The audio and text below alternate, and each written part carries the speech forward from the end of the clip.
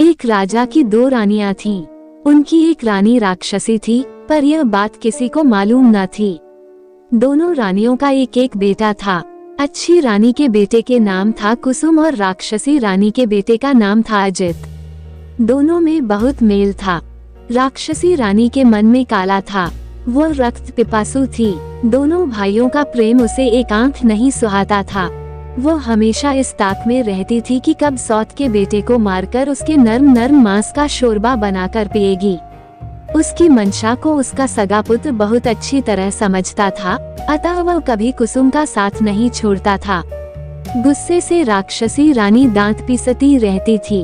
मौका न मिलने से वह दोष त्रुटि ढूंढती, अपनी दृष्टि शक्ति से सौत का खून चूसती रहती। फलतः अच्छी रानी दुर्बल होती गई और एक दिन उसने बिस्तर पकड़ लिया। 2-3 दिनों में उसका देहांत हो गया। सारे राज्य में शोक छा गया, परंतु असल कारण किसी को समझ में न आया।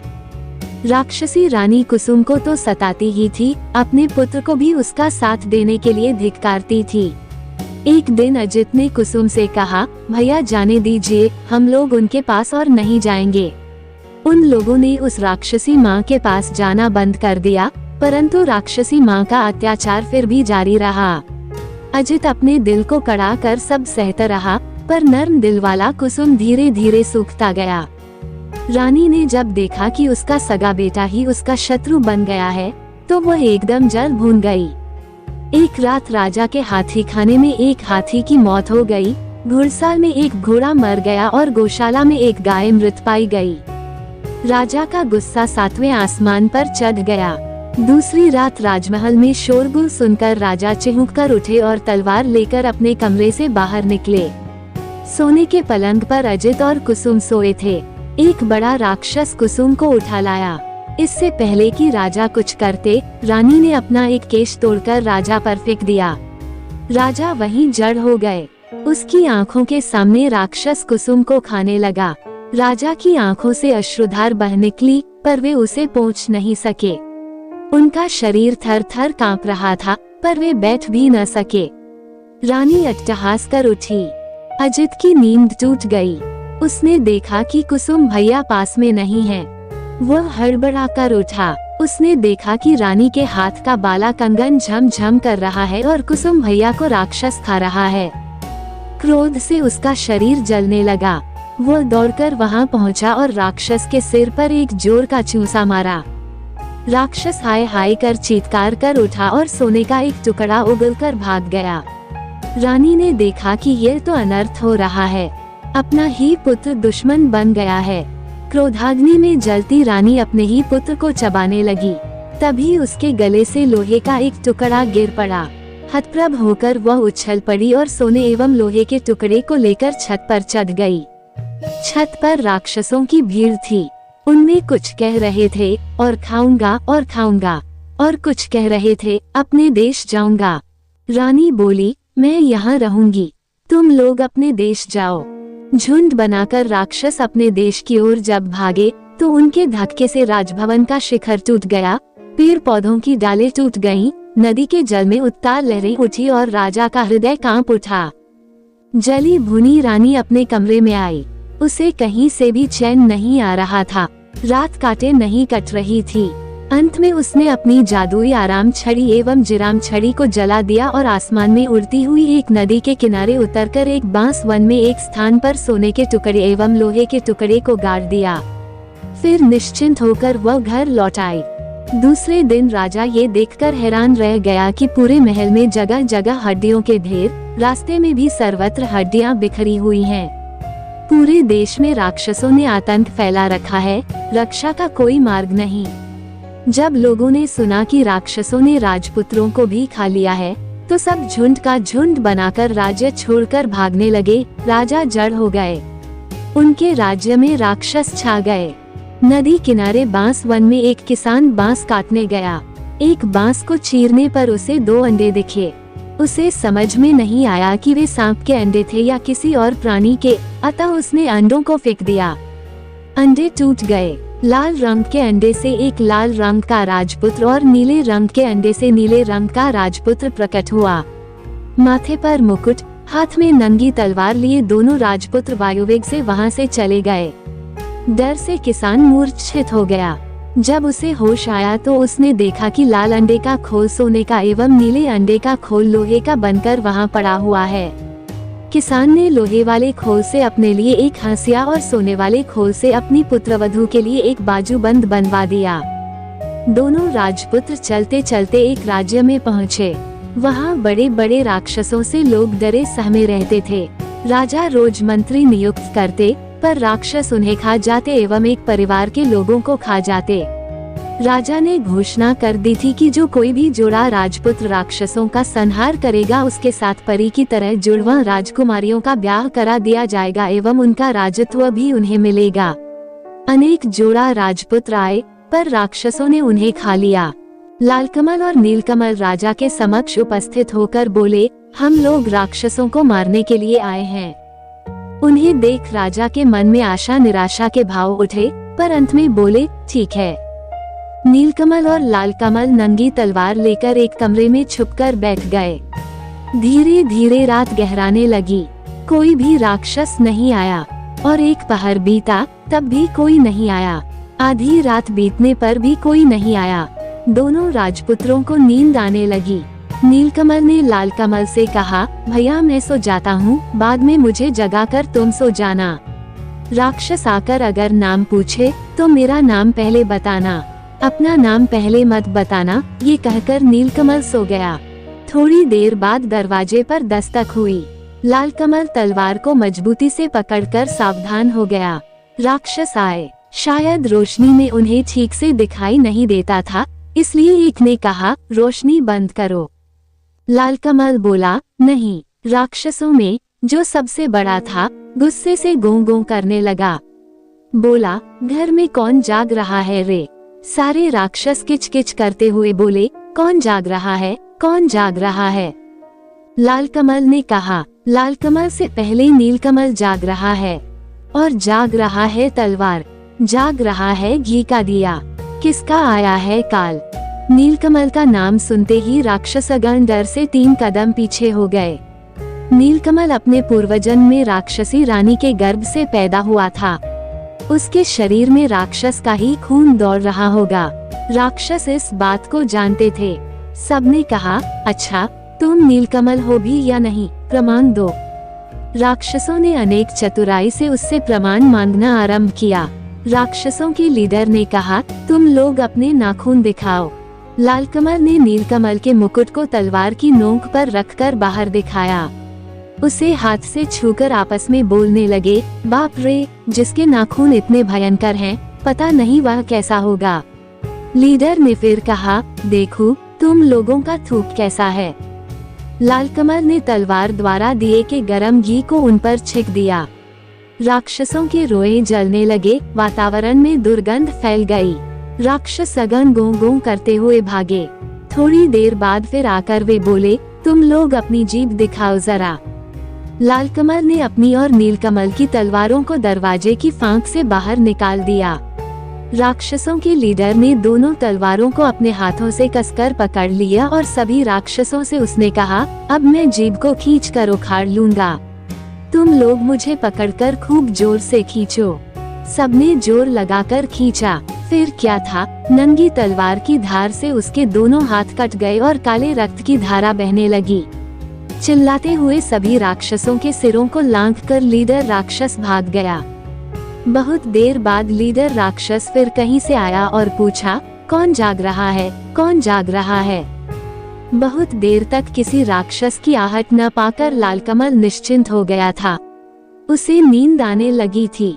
उस अवस्था में उसके मुख से निकल गया, लालकमल जाग रहा है, और उसकी बातें मुंह में ही रह गई और दरवाजा तोड़कर सभी राक्षस लालकमल पर टूट पड़े। घी का दीपक उलट गया। लालकमल का मुकुट गिर गया। वह चीत्कार कर बोला, भाई। नीलकमल की नींद टूट गई। उसने देखा राक्षस हैं। अंगड़ाई लेते हुए उसने कहा, आराम छड़ी, विराम छड़ी, जाग रहा है रे कौन? देख जरा दरवाजे पर, मेरी नींद तोड़ रहा कौन? नीलकमल की आवाज सुनते ही सारे राक्षसों की सिट्टी पिट्टी गुम हो गई। वे अधमरे हो गए। नीलकमल ने घी के दिए को जलाया, फिर सभी राक्षसों को तलवार से काट डाला। राक्षसों को मारकर हाथ मुंह धोकर दोनों निश्चिंत होकर सो गए। दूसरे दिन सुबह राजा ने देखा दोनों राजपुत्र एक दूसरे के गले में हाथ डालकर सो रहे हैं। उन्हें ऐसा लगा मानो दो लाल अड़हुल के फूल हैं। वे चारों ओर राक्षसों की लाशें पड़ी हुई हैं। देखकर राजा गदगद हो गए। दोनों भाइयों को जोड़ा राजकन्या एवं राजपाट मिल गया। उधर राक्षसी रानी ने राजभवन में अपना आधिपत्य जमा लिया था। आई राक्षस एवं काई राक्षस नामक दो राक्षस दूतों ने उन्हें राक्षसों की मरण कथा की सूचना दी। सुनकर रानी हतप्रभ होकर अपनी छाती पीटने लगी और बोली, आई रे काय रे, अब तो मैं नहीं बचूंगी रे। राक्षसी रानी के कहने से आई काई दोनों राक्षस दूत सिपाही का वेश धारण कर नीलकमल एवं लालकमल की राजसभा में गए और बोले, छाती में कील, पीठ में कील, हमारे राजा को जब तक राक्षसों के सिर का तेल नहीं दिया जाएगा उनकी बीमारी दूर नहीं होगी। लालकमल नीलकमल ने कहा, ठीक है, तेल ला दूंगा। नई तलवारों में धार देकर दोनों भाई एक जंगल में पहुँचे। एक विशाल बरगद के पेड़ के नीचे विश्राम हेतु बैठे। पेड़ पर एक बेंगमा बेंगमी पक्षी का घोंसला था। बेंगमी ने बेंगमा से कहा, काश कोई दयालु व्यक्ति होता जो अपने 2 बूंद रक्त से हमारे बच्चों के प्राणों की रक्षा करता। ये सुनकर लाल एवं नील ने कहा, पेड़ पर कौन बातचीत कर रहा है, हम लोग अपना रक्त दे सकते हैं। ये सुनकर बेंगमी खुशी से आहा आहा करने लगी। बेंगमा नीचे उतरा। दोनों भाइयों ने अपनी उंगली चीरकर उसे खून दिया। खून लेकर बेंगमा ऊपर चला गया। थोड़ी देर बाद सो सो करते हुए बेंगमा के 2 बच्चे नीचे उतरकर बोले, हमारे प्राण बचाने वाले राजपुत्र, तुम लोग कौन हो? हम तुम्हारे लिए क्या कर सकते हैं, बोलो। नील लाल ने कहा, हमें किसी चीज की जरूरत नहीं, बस तुम लोग जीवित रहो। बेंगमा बेगमी के दोनों बच्चों ने कहा, ठीक है, पर तुम लोग जाओगे कहाँ? चलो हम तुम्हें पीठ पर बैठाकर वहाँ छोड़ आते हैं। दोनों राजपुत्र उनकी पीठ पर बैठ गए। देखते ही देखते तीव्र गति से वे हू हू कर उड़ने लगे। नदी नाले, जंगल, पहाड़, चंद्र सूर्य को पीछे छोड़ वे शून्य में उड़ने लगे। 7 दिन 7 रात तक लगातार उड़ने के बाद 8वें दिन वे एक पहाड़ पर उतरे। पहाड़ के नीचे मैदान, मैदान के उस तरफ राक्षसों का देश। नीलकमल ने कुछ उड़द के दाने चुनकर लालकमल के कोंच में रखते हुए कहा, लोहे की उड़द चबाने के लिए वे कहेंगे तो इसे चबाना। उसके बाद वे आगे बढ़ने लगे। मैदान को पार करते ही राक्षसों के एक दल ने उन्हें घेर लिया और वे चिल्लाने लगे, हाउ माऊ खाओ, मानुस गंध पाउन, पकड़ पकड़ कर खाउन।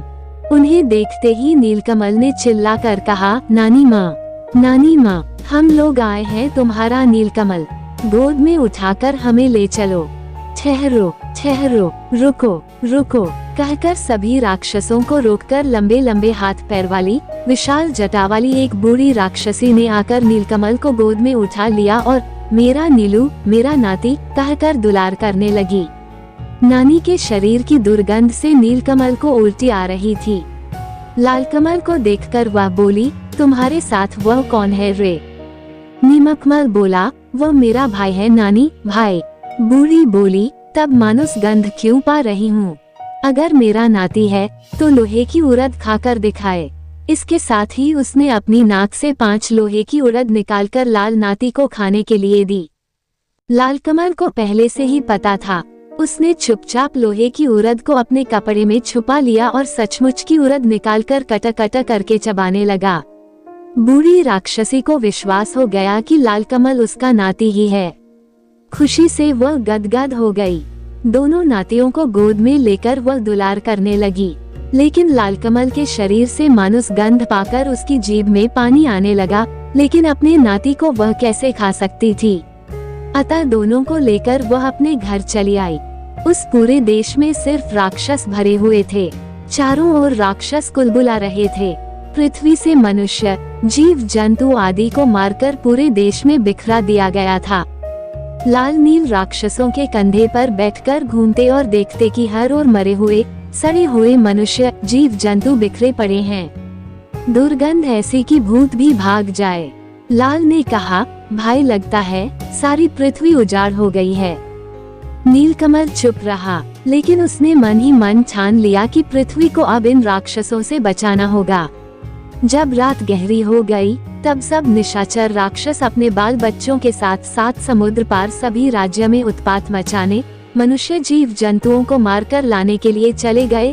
तब नीलकमल लालकमल को साथ में लेकर राजमहल के दक्षिण की ओर स्थित एक कुएं के पास पहुंचा। वहां उसने लालकमल से कहा, भैया मेरे कपड़ों को पकड़ लो। कपड़े देकर नीलकमल कुएं में उतरकर एक तलवार और एक सोने का डिब्बा लेकर बाहर निकला। डिब्बे को खोलते ही जीवन काठी एवं मरण काठी नामक एक ततया और तयाई बाहर निकले। जीवन काठी में राक्षसों के प्राण एवं मरण काठी में उस रानी राक्षसी के प्राण बसते थे। नीलकमल ने जीवन काठी को अपने पास रखा एवं लालकमल को मरण काठी थमा दिया। जब दोनों ततयों के शरीर में हवा लगी, तब राक्षसों को घबराहट होने लगी। पृथ्वी पर जड़ पड़े राजा के देश में राक्षसी रानी नींद में लुढ़क गई। पृथ्वी पर गए राक्षस तेज कदमों से नदी पर्वत लांघकर लौटने लगे। ये देख नीलकमल ने जीवन काठी ततये के 2 पैरों को तोड़ दिया। सारे राक्षसों के दोनों पैर टूट गए। राक्षस दोनों हाथों के बल पर तेज गति से आने लगे। ये देख नीलकमल ने ततये के बाकी दोनों पैर भी तोड़ दिए। सारे राक्षसों के दोनों हाथ कटकर गिर गए। हाथ नहीं, पैर नहीं, फिर भी सारे राक्षस हम माऊ काऊ 7 शत्रुओं को खाऊं कहते हुए लुढ़कते हुए आगे बढ़ने लगे। तब नीलकमल ने तलवार से जीवन काठी नामक उस ततये के सिर को काट दिया। इसके साथ ही सारे राक्षसों के सिर कटकर लुढ़कने लगे। बूढ़ी राक्षसी का सिर छिटककर नीलकमल और लालकमल के पास आकर गिरा। नीलकमल और लालकमल ने उस बूढ़ी राक्षसी के सिर को एक नए कपड़े में बांधा और मरण काठी नामक ततये को सोने के डिब्बे में डालकर बेंगमा बेंगमी को पुकारा। 3 माह 13 दिनों के बाद दोनों भाइयों के पैर अपने देश में पड़े। सर्वत्र उनकी जय जयकार होने लगी। नीलकमल और लालकमल ने कहा, कहाँ है वे सिपाही लोग, दवा ले जाओ। लेकिन वे तो सिपाही नहीं, राक्षस थे। वे लोग उसी दिन मर गए थे।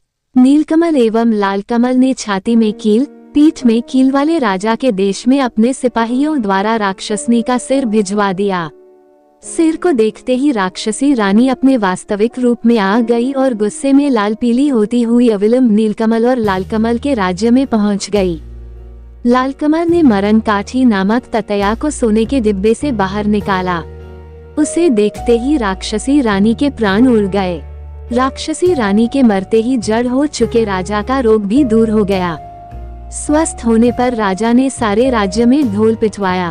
प्रजाजनों ने आकर पूछा, हाय, हमारे राजकुमार अजित और कुसुम कहाँ हैं? राजा ने भी दीर्घ श्वास छोड़ते हुए कहा, हाय, कहाँ है मेरे सुपुत्र? तभी राजभवन के बाहर धाक ढोल बजने लगे। थोड़ी ही देर में नीलकुसुम एवं लालकुसुम एक दूसरे के गले में हाथ डाले राजा के सम्मुख उपस्थित हुए। राजा ने पूछा, क्या तुम लोग मेरे अजित और कुसुम हो? प्रजागण एक स्वर में बोले, हाँ हाँ, ये ही हमारे अजित और कुसुम हैं। उसके बाद दोनों राज्य एक हो गए। नीलकुसुम और लालकुसुम लीलावती और लीलावती के साथ दोनों राज्यों में शासन करते हुए सुखपूर्वक रहने लगे। मेरे प्यारे दोस्तों, आप लोगों को हमारी यह वीडियो कैसी लगी प्लीज हमें कमेंट सेक्शन में जरूर बताना और हमारी वीडियो को लाइक करना। हमारी यह कहानियाँ आपका मनोरंजन करने के साथ आपको दिशा भी देंगी। तो बने रहिए हमारे साथ और हमारे प्रयास को सफल बनाएं।